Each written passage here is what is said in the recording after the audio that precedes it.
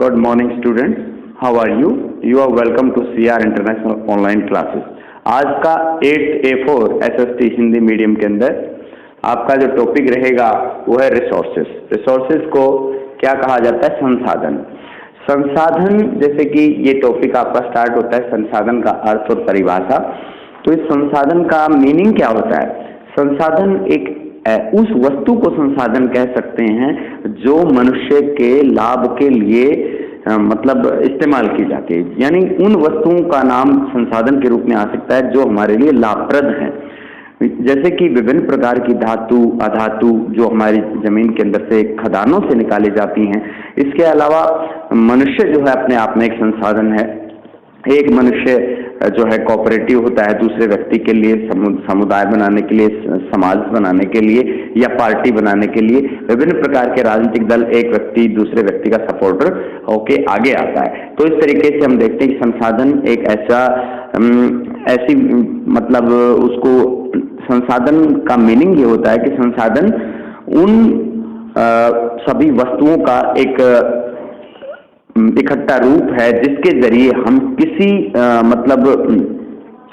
तरह से लाभ उठा सकते हैं, उस वस्तु का हम लाभ उठा सकते हैं। तो इसके अंदर देखिए संसाधन का अर्थ में हम किन किन चीजों को संसाधन कह सकते हैं, जैसे कि हवा है, जल है, या फिर वे वस्तु जो हमारे लिए हम इस्तेमाल में लेते हैं, उनसे हमें लाभ मिलता है, जीवन जीने के लिए जरूरी होती हैं, वे सभी रिसोर्सेज होते हैं। जैसे हमें पहनने के लिए कपड़ा चाहिए तो उसके लिए हमें कपास की जरूरत होती है, कपास को कच्चे माल के रूप में इस्तेमाल किया जाता है। तो इस तरीके से हम विभिन्न प्रकार से और संसाधनों का इस्तेमाल करते हैं। जितना जो हम देख रहे हैं कि जितना हम विकास की तरफ आगे बढ़ रहे हैं या आधुनिकता की तरफ आगे बढ़ रहे हैं, तो संसाधनों का इस्तेमाल और भी ज्यादा बढ़ गया है।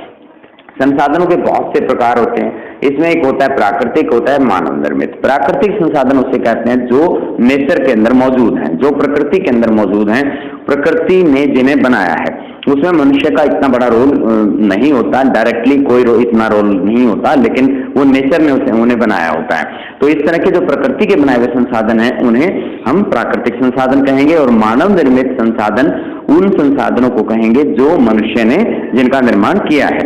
तो मनुष्य ने जिन संसाधनों का निर्माण किया, जैसे कि व्हीकल बनाए, सड़कें बनाई, पुल बनाए, इसके अलावा जैसे फ्लाईओवर बनाए, या फिर जलयान बनाए, या हमारे हवाई जहाज बनवाए, तो ये मतलब इतनी चीजें जो बनी हुई हैं जो मनुष्य के प्रयासों से बनी हैं, भवन बनाना, पार्क बनाना, तो ये सब मनुष्य के प्रयास से संभव हुआ है। लेकिन जैसे पर्वत है, नदी है, घाटी, नदी घाटी है, मिट्टी है, तो ये सब नेचर का योगदान है, उसमें मनुष्य का योगदान नहीं है।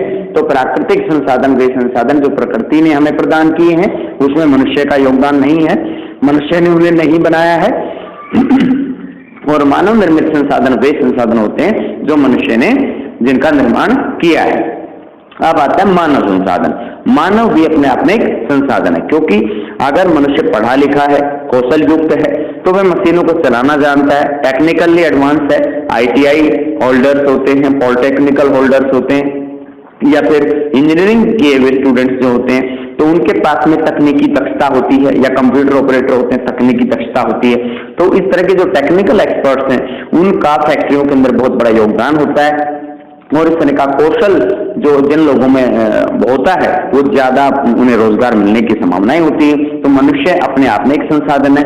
मशीनें अपने आप नहीं चलती, गाड़ियां अपने आप नहीं चलती, उनको चलाने वाला चाहिए। तो इस तरह से जो पायलट हवाई जहाज को चलाता है, लोको पायलट रेल इंजन को चलाता है। तो इस तरीके से हम समझ सकते हैं कि मानव संसाधन कितना ज्यादा महत्वपूर्ण है। सबसे ज्यादा महत्वपूर्ण मानव संसाधन है। अगर मनुष्य ही ना हो तो बाकी संसाधन चाहे कितने भी हों उसका कोई लाभ नहीं होगा, लेकिन मनुष्य अपने लाभ के लिए इन सभी संसाधनों का यूज करता है और उनका विकास भी करता रहता है। तो इस तरीके से मानव संसाधन सबसे ज्यादा महत्वपूर्ण है, ये केंद्र बिंदु है, और बाकी सभी चीजें इसके बाहरी वातावरण के अंदर पाई जाती हैं।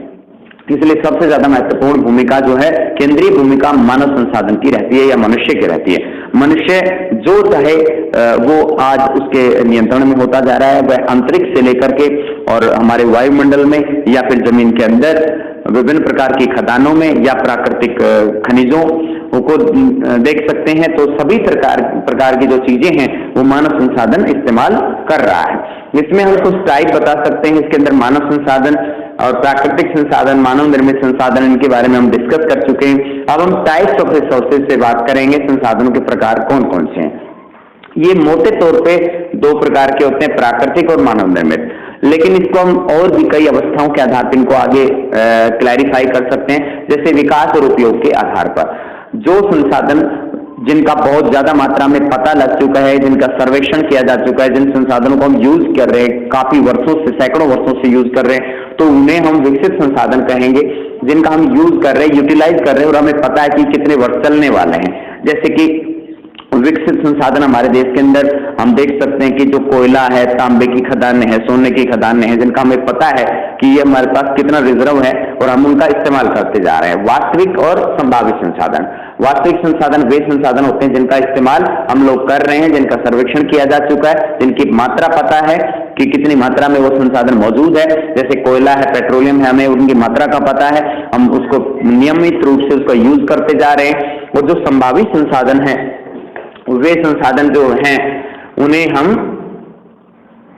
संभावित संसाधन वे संसाधन होते हैं जिनका ये रहता है कि ये आने वाले समय में ये हमारे लिए बहुत ही महत्वपूर्ण होंगे और इनकी मात्रा का भी इतना नहीं पता है। ये पोटेंशियल रिसोर्सेज होते हैं और ये संभावित संसाधन के बारे में इनकी मात्रा का सही अंदाजा नहीं होता, सर्वेक्षण भी नहीं हुआ है, तो आने वाले समय में इनका यूज बहुत ज्यादा होने वाला है। तो संभावित संसाधनों में हम इस तरीके से समझ सकते हैं, जैसे जल है वो दो अणुओं से मिलकर बनता है, जैसे हाइड्रोजन और ऑक्सीजन। तो अगर इनके दोनों के विखंडन करने से अगर इनको टुकड़ों में तोड़ा जाता है तो इससे विमुक्त ऊर्जा बहुत पर्याप्त मात्रा में मतलब हमें प्राप्त हो सकती है, लेकिन उस तकनीकी दक्षता ये हमारे पास मौजूद नहीं है, आने वाले समय में हमारे पास मौजूद होगी। इसके अलावा जैसे राजस्थान के अंदर पवन ऊर्जा का है, गुजरात में पवन ऊर्जा का है, पवन ऊर्जा संयंत्र पर्याप्त मात्रा में अगर लगाए जाए, जैसे कि पवन चक्कियां वगैरह, तो ज्यादा मात्रा में हम उनका यूज कर सकते हैं। तो इस तरीके से ये संभावित संसाधन है। और संभावित संसाधनों में यह भी हो सकता है कि हमारी देश की प्रत्येक नदी पर बांध नहीं बने हैं और कुछ सेलेक्टेड नदियों पे ही बांध बनाए गए हैं, उनसे हम नदी जल विद्युत तैयार कर पाते हैं, लेकिन हम और ज्यादा मात्रा में जल विद्युत तैयार कर पाएंगे अगर हमारे देश की सभी प्रमुख नदियों पर ये बांध बना दिए जाएं, तो हम जल विद्युत का ज्यादा मात्रा में हम उत्पादन कर सकते हैं और उससे हमारे देश की जो बड़ी जो मतलब चुनौतीपूर्ण भूमिका इसमें योगदान हमें मिलेगा और ये एक बहुत बड़ी आवश्यकता हमारी पूरी होगी। तो वास्तविक संसाधन की मात्रा का पता होता है, ये इनका ये पता होता है कितने साल चलने वाले हैं, कितना इस्तेमाल हम कर चुके हैं, ये सब पता होता है, लेकिन इसकी कोई मात्रा पता नहीं होती, सर्वेक्षण नहीं हुआ है। आगे आने वाले समय में हम इसका इस्तेमाल करने वाले हैं। उत्पत्ति के आधार पर, उत्पत्ति मतलब ओरिजिन के आधार पर कि कैसे पैदा हुए, कैसे बने।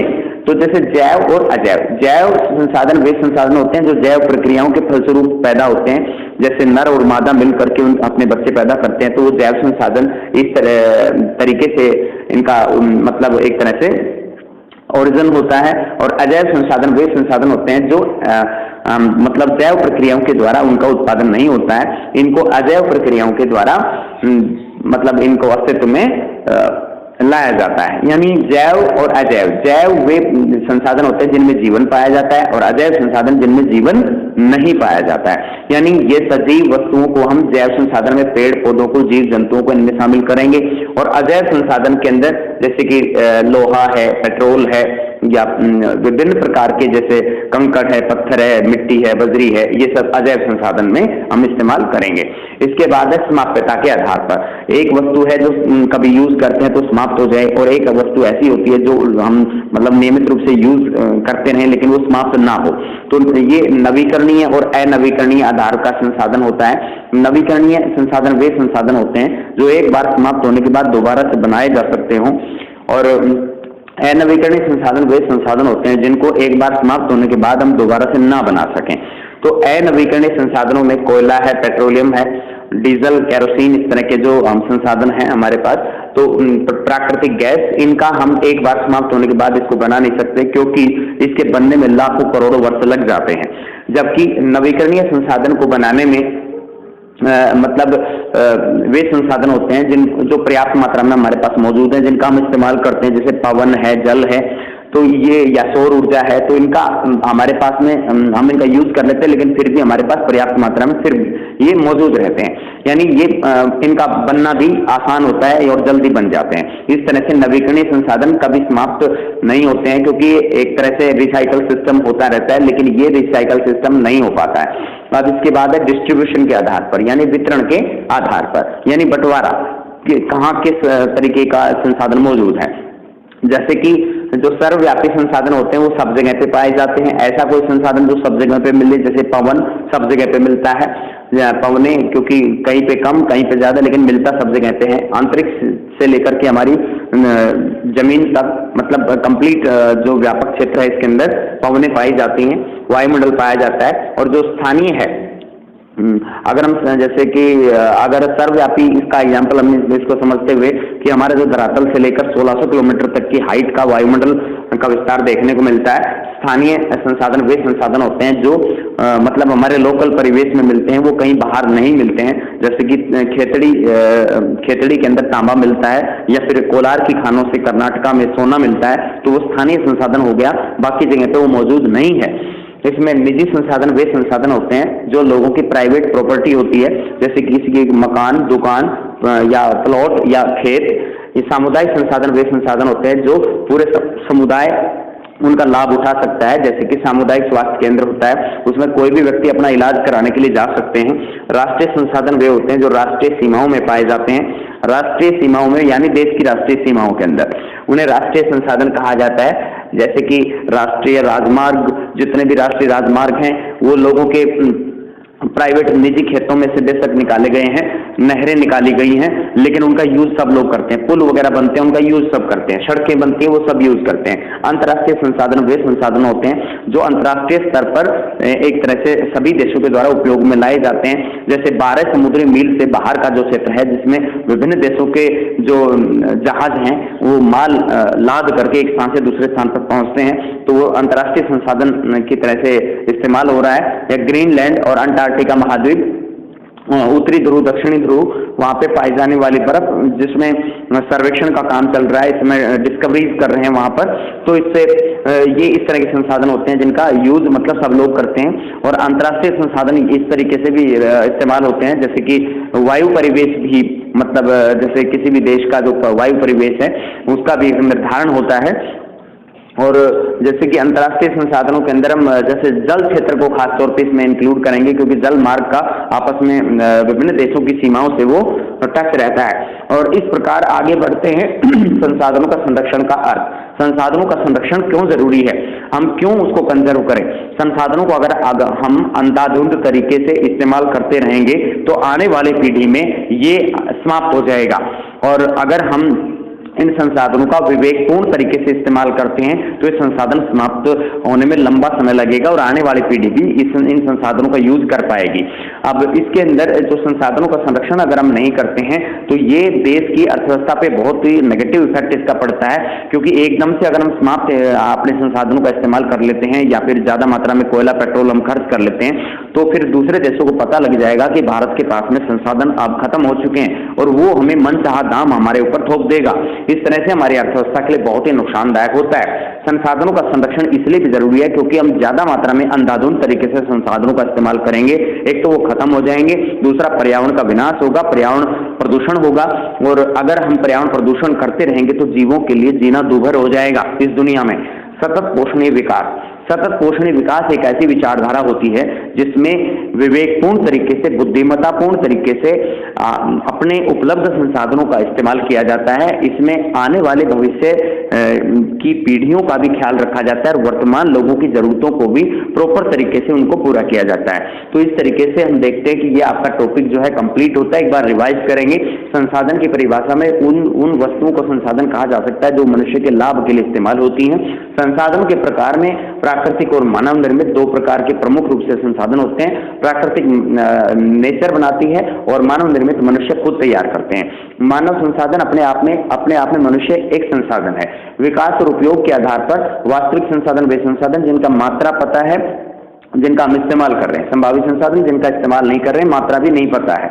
उत्पत्ति के आधार पर जैव में जीवन पाया जाता है, अजैव में जीवन नहीं पाया जाता है, और सभी तरह के जीवधारी पेड़ पौधे जैव संसाधन कहलाते हैं। अजैव संसाधन उन धातुओं अधातुओं को कहा जाता है जिनमें जीवन नहीं मिलता है। समाप्यता के आधार पर ये नवीकरणीय संसाधन, इनको दोबारा बनाना संभव हो पाता है, दोबारा ये बन जाते हैं या रिसाइकल सिस्टम हो जाता है। और अनवीकरणीय संसाधन वे संसाधन होते हैं जिनको हम दोबारा से बना नहीं सकते, क्योंकि लाखों करोड़ों वर्ष के उपरांत इस तरह की चीजें बनती हैं, और वो भी विशेष परिस्थितियों में। जैसे पेट्रोलियम बनाना आसान नहीं है। वितरण के आधार पर सर्वव्यापी संसाधन सब जगह पाया जाता है, स्थानीय संसाधन स्थानीय स्तर पर पाया जाता है, निजी संसाधन निजी व्यक्तिगत संपत्ति होती है, सामुदायिक संसाधन सामुदायिक स्तर पर सब लोगों के इस्तेमाल के लिए होते हैं। जैसे पार्क राष्ट्रीय संसाधन राष्ट्रीय स्तर पर जो सीमाओं के अंदर पाए जाने वाले संसाधन है उनके लिए इस्तेमाल होता है। अंतर्राष्ट्रीय संसाधन अंतर्राष्ट्रीय स्तर पर पाए जाने वाले संसाधनों के लिए इस्तेमाल होता है। संसाधनों का संरक्षण इसलिए जरूरी है ताकि हम आने वाली पीढ़ी को भी इसका लाभ दे सकें